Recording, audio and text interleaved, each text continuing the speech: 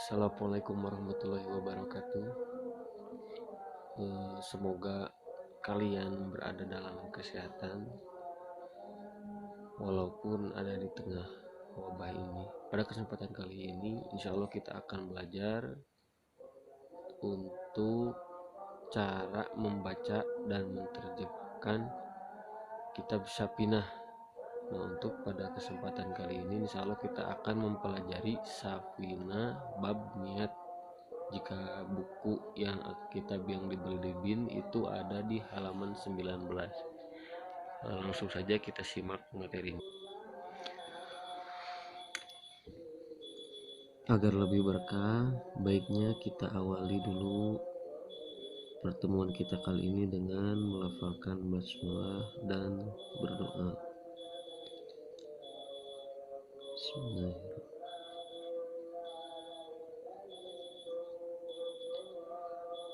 Baik, setelah berdoa, mari kita langsung masuk ke fasal niat. Nah, yang menjadi teknis atau dasar bagaimana kita bisa membaca lafaz Arab yang tidak ada harokat atau biasa disebut lafaz gundul, ini sebenarnya ada dua ilmu, yaitu sorob untuk mengetahui bagaimana cara mengharokati tengah kalimat dari awal sampai tengah, dan untuk akhir kalimat itu ada di fan ilmu nahu. Begitu, saya ulangi, untuk dari awal kalimat sampai sebelum akhir itu dipelajari dalam ilmu sorof, dan untuk akhir kalimat itu dipelajari dalam ilmu nahu. Nah, namun kali ini kita akan mempelajari cara baca secara simpel, gitu ya. Contoh, di sini terdapat lafaz faslun.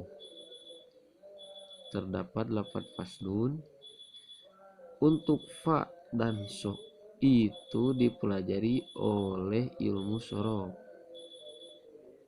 dipelajari dari ilmu sorof, dan sedangkan untuk huruf lam di sini ini bisa dilunkan, bisa dilankan, bisa dilinkan, itu tergantung tarkib yang dipelajari dalam ilmu nahu. Nah, baik, langsung saja kita mulai pada lafaz. Langsung saja kita masuk kepada fasal niat, ya. Faslun terdapat fa, so, dan lam.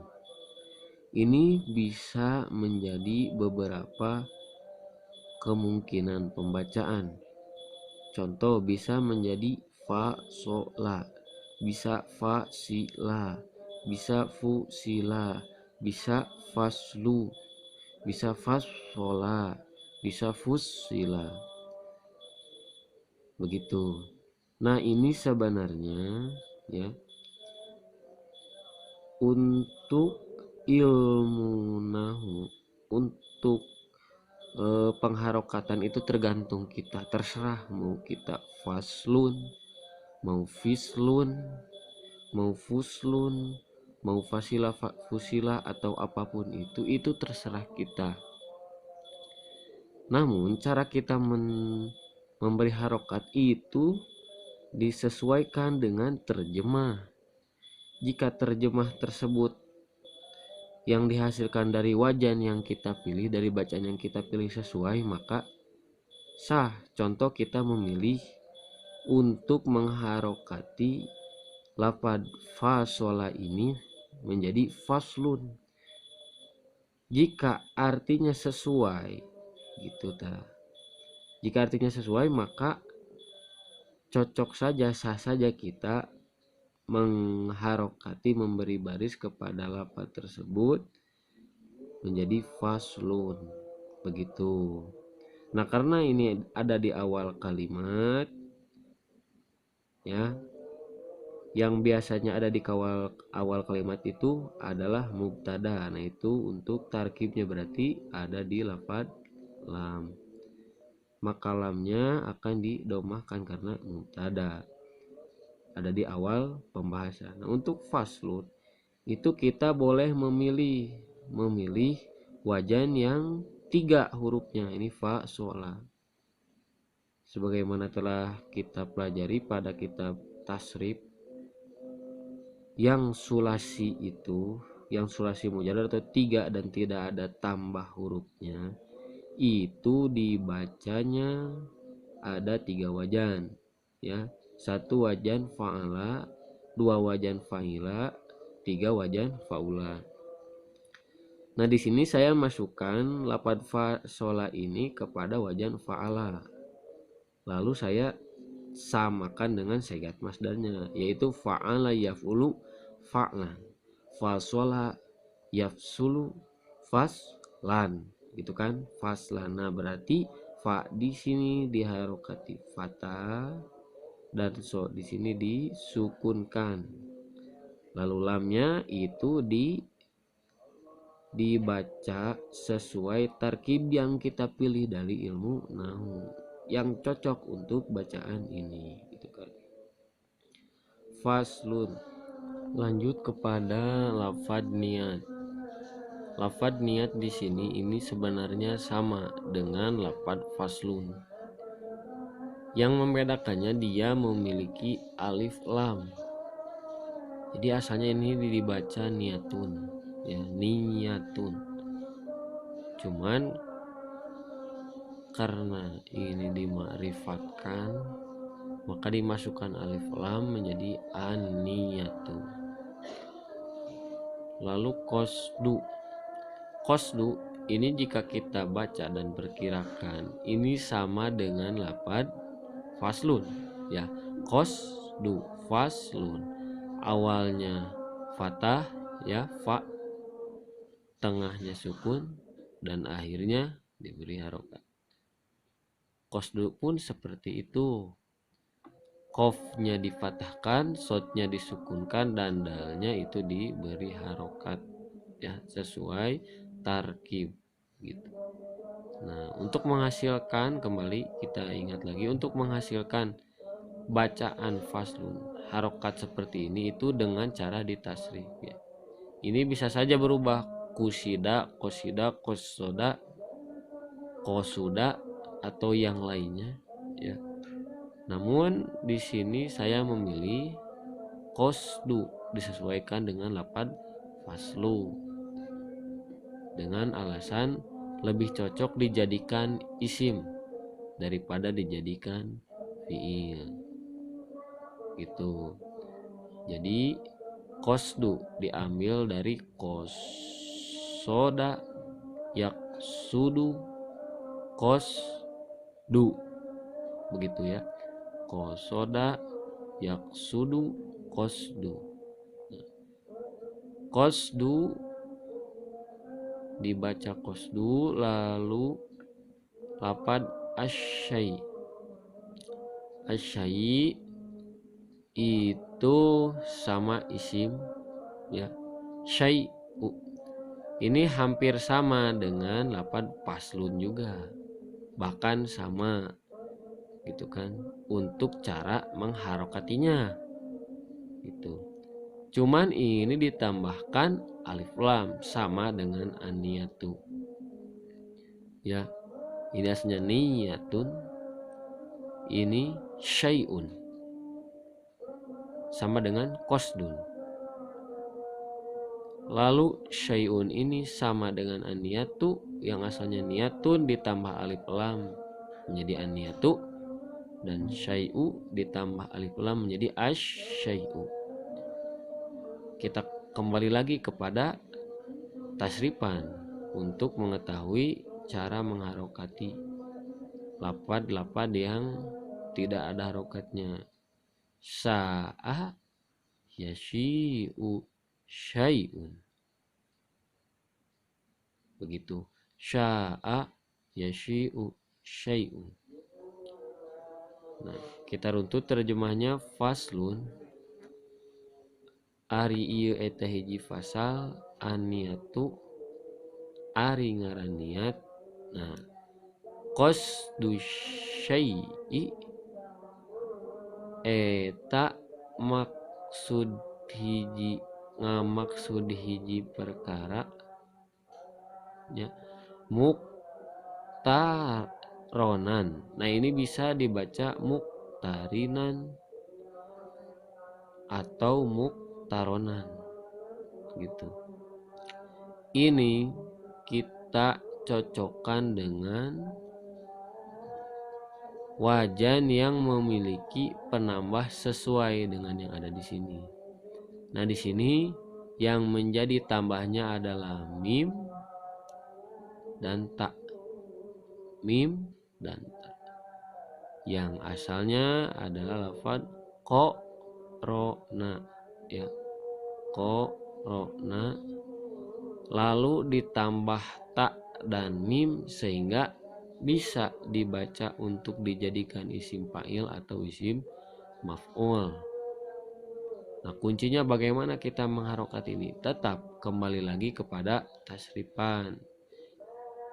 Karena ini penambahnya ta, maka kita tasrif wajan yang memiliki penambah ta antara pa yaitu ko, pa fi'il yaitu ko, dan ain fi'il yaitu ro. Begitu. Asalnya korona ditambah ta antara kof dan ro. Nah, ada di dalam tasrifan sulasi majid warna kedua bab kedua yaitu lafaz ijtama. Asalnya jama'a ditambah ta antara jim dan mim. Lalu karena diawali dengan sukun maka ditambah hamzah di awalnya ya. Contoh ijtama'a yajtami'u ijtima'an fahuwa mujtami'un wadaka mujtama'un. Begitupun dalam lafaz korona ketika dimasukkan kepada sulasi mazid warna kedua bab kedua menjadi iktarona yaktarinu iktironan fahuwa muktarinun. Nah, kita ketemu ya. Wadaka muktaronun tuh. Di situ ada dua kemungkinan. Jadi kita bisa membaca awal sampai sebelum akhir lafaz ini dengan mengetahui tasrifannya. Iktarona yaktarinu iktironan fahuwa muktarinun wadaka muktaron. Nah, kita menemukan ada muktarinun, ada muktaronun. Untuk muktarinun itu isim fa'il, untuk muktaronun itu isim maf'ul. Gitu kan? Nah, kita boleh memilih muktarinun, boleh muktaronun, heg kumaha ente gitu. Cuman ini menerjemahkannya harus sesuai dengan maksud musonif. Oke, harus sesuai dengan maksud musonif begitu. Ini maksudnya musonif bilang apa? Nah, maka berikan wajan yang sekiranya cocok, bukan sekiranya, memang pantas cocok untuk dimasukkan ke dalam wajan tersebut. Nah, cara mencocokkannya itu kembali kepada terjemahnya. Nah, kita balikan lagi, kita urut lagi dari atas. Faslun ari ieu eta hiji fasal aniatu ari niat eta qasdu syai'i ngamaksud perkara ya. Muktarinan. Kalau muktarinan maka terjemahnya bari anu ngabarengan ya. Jadi ngamaksud hiji pagawean barina anu ngabarengan bifi'lihi karena pagaweannya, karena pagaweana. Kalau diterjemahkan isim maf'ul muktaronan. Faslun arji eta hiji pasal an-niyatu ari niat eta qasdu syai'in ngamaksud perkara muktaronan bari dibarengan bi fi'lihi ku pagaweana. Nah, nampaknya kalian sudah bisa membedakan ya mana yang lebih pantas ya. Kalau muktarinan berarti ari fasun ari eta hiji pasal aniatu ari ngaran eta qasdu sayyi ngamaksud migawe muktarinan bari anu ngabarengan bifilihi kana gawena gitu.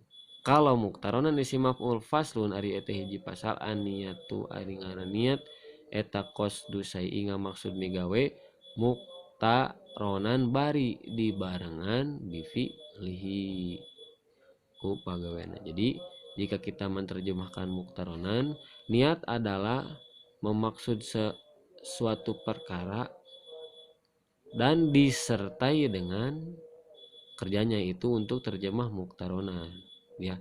Kalau untuk muktarinan pasal niat adalah memaksud kepada suatu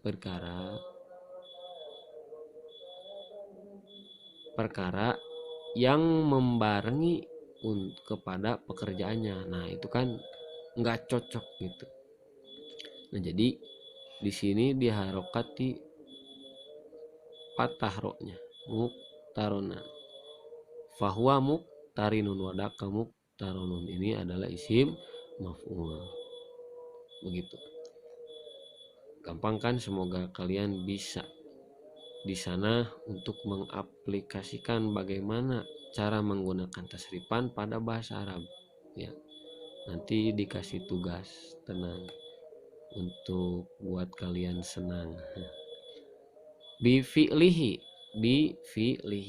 Nah kita ketahui di sini ada ba, ada fa, ada ain, ada lam, ada ha. Ini ada berapa huruf gitu kan ya?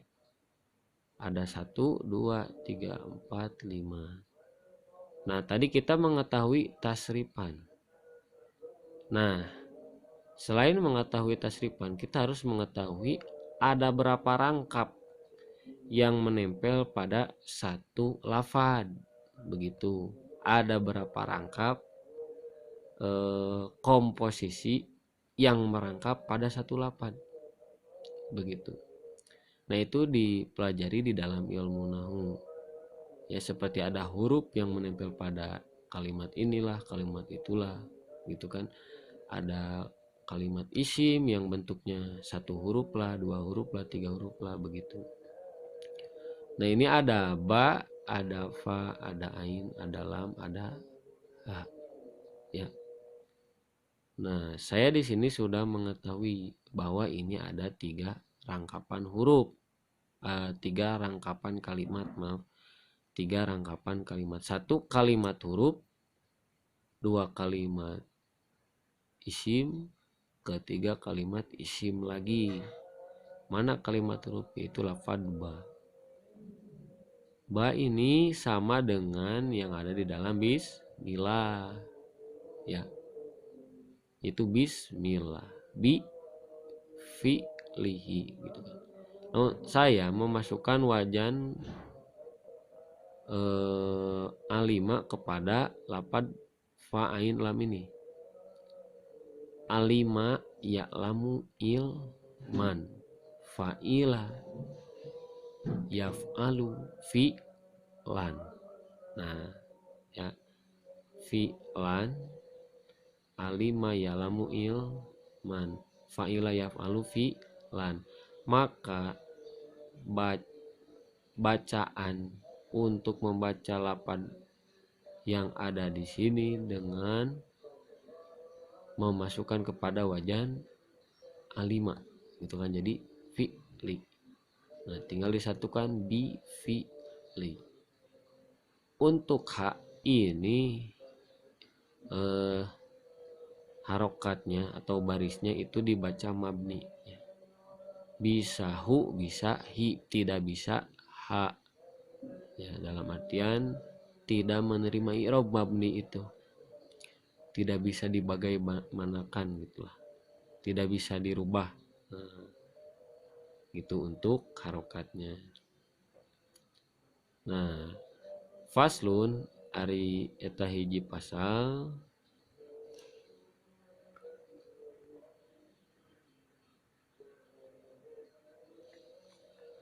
Faslun ari eta hiji pasal aniatu ari ngaraniat eta qasdu sai ngamaksud migawe muktaronan bari anu dibarengan bifilihi ku pagaweana.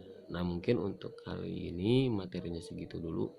Intinya untuk mengetahui awal kalimat sampai sebelum akhir itu dengan ilmu sorof, dan untuk akhir kalimat itu adalah dengan cara mengetahui ilmu nahwu. Sekian materi kita kali ini, semoga bermanfaat, semoga kalian dilindungi oleh Allah, semoga bisa stay di rumah, jaga kesehatan, semoga Allah merahmati kalian.